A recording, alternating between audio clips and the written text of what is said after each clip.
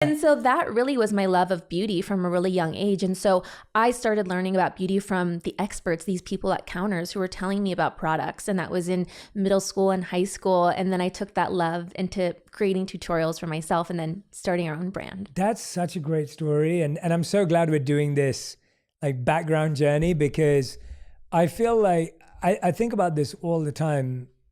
I went to public speaking school from 11 to 17, public speaking drama school, age 11 to age 18, sorry, for 7 years. And I think about it all the time that before I'd even launched my online career, I probably had around like 20 years of public speaking experience before I ever did this professionally or got paid to do it.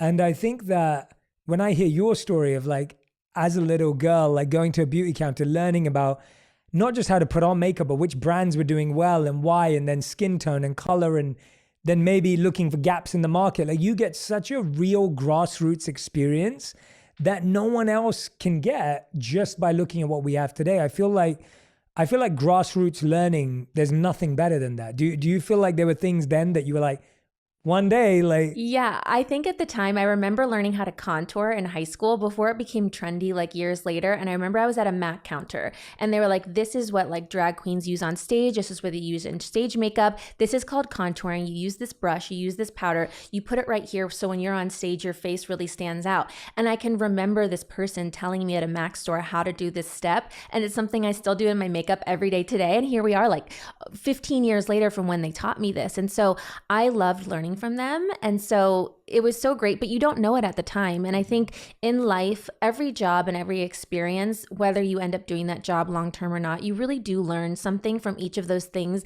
that pile on to the next job. Like in high school, I used to work at restaurants. I used to be a hostess at restaurants. And being a hostess, maybe you don't think it's connected to the job I have now, but I had to stand in front of a restaurant. I had to talk to strangers. I stood on my feet for a long time. I had to have conversations with people who were angry waiting for their tables or wanted something really quickly, or making conversation with them, walking them to their tables. And now I have no problem networking or meeting new people or going up to people when I see them at events or places, because I had these skills that I learned at a really young age of how to talk to anyone in these scenarios. If you feel like you're not living your passion right now, or you're not living your purpose, or, you know, we talk about these words a lot, I really want you to go back and look at every job you've ever done and reflect on what you learned there, because I promise you that skill is going to be so useful for your passion and your purpose when it comes along. I was saying to someone, my first ever job was I delivered newspapers, but then my second job was I worked at Morrison's, which is our version of like Walmart or like a grocery store, but a big one. And I remember just